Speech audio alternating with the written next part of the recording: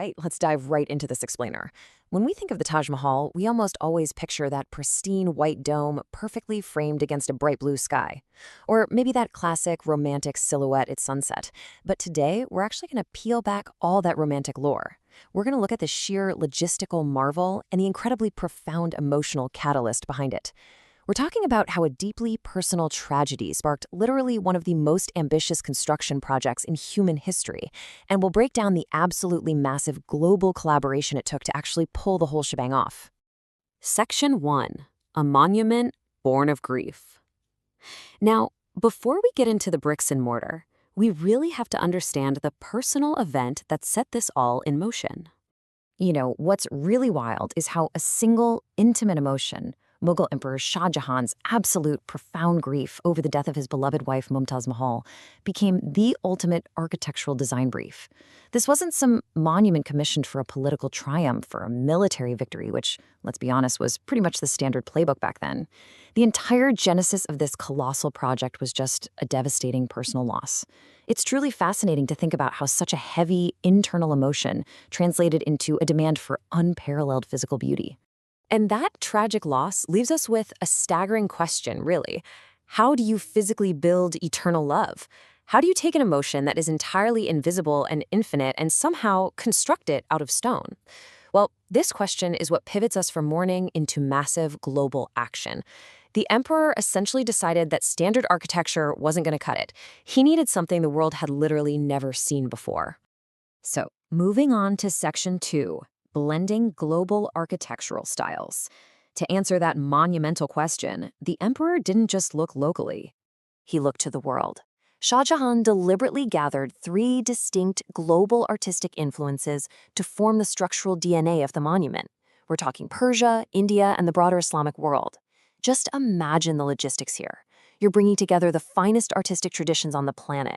Things like Persian dome engineering, traditional Indian stonework, and Islamic geometric precision, and demanding that they all somehow work together in perfect harmony on a single construction site. Which brings us to synthesis. This wasn't just a tomb. It was a groundbreaking synthesis of multicultural traditions.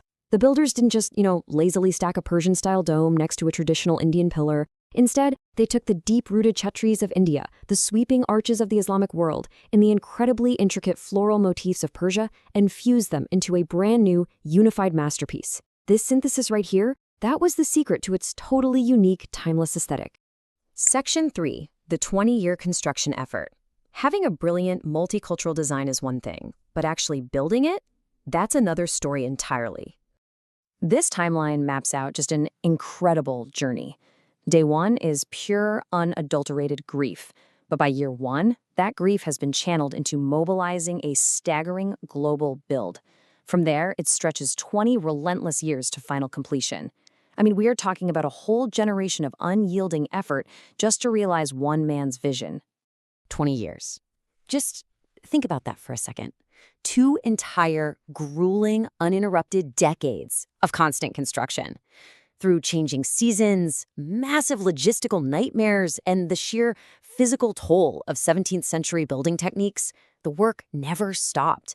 There were no power tools here. The commitment to seeing this monumental tomb finished was absolutely absolute.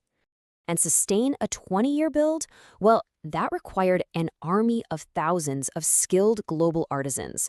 The emperor sourced human talent just as fiercely as he sourced his stone. Picture this, a massive, bustling, multilingual construction site packed with the world's best engineers, stonecutters, and inlay specialists. Oh, and they were all working alongside a fleet of over 1,000 elephants used for heavy lifting. The whole operation was entirely dedicated to achieving perfection.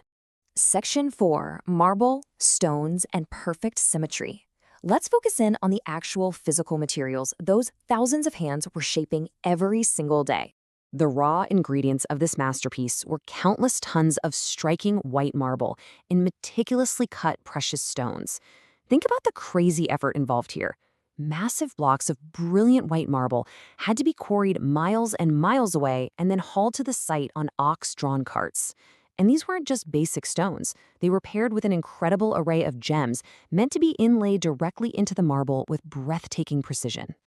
Actually, it is absolutely fascinating to compare the sheer weight and unrefined nature of these raw materials against the flawless, perfect symmetry they ultimately achieved, right? On one side of the equation, you have this brutal, heavy, unyielding earth, massive chunks of raw white rock and uncut gems. But on the other side, through the effort of those thousands of global artisans over 20 years, you get mathematical, physical, perfect symmetry. Every single angle, every dome, every single inlay was calculated and executed flawlessly. They literally turned heavy stone into something that looks like it's just effortlessly floating. Section 5. An Enduring Legacy of Love. Finally, let's look at what this unprecedented 20-year global collaboration left for us today.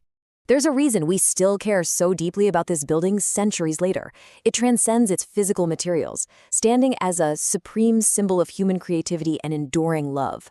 Those 20 years of backbreaking labor, the thousands of artisans, the incredible blending of Persian, Indian, and Islamic styles, it all culminated in something that speaks to the very core of the human experience.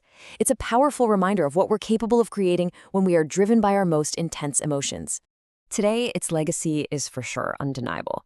With its elite UNESCO recognition, the monument continues to captivate millions of visitors every single year.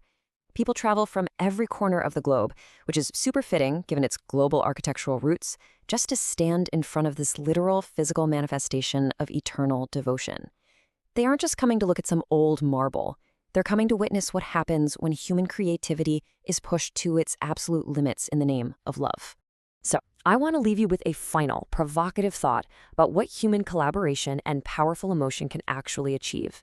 If grief built the Taj Mahal, what masterpiece could our generation build for love? The Taj Mahal shows us that with a unified vision, global collaboration, and relentless dedication, we can turn raw stone into timeless symmetry. It really makes you wonder what our modern equivalent will be. Thanks so much for joining me for this explainer, and I'll catch you on the next one.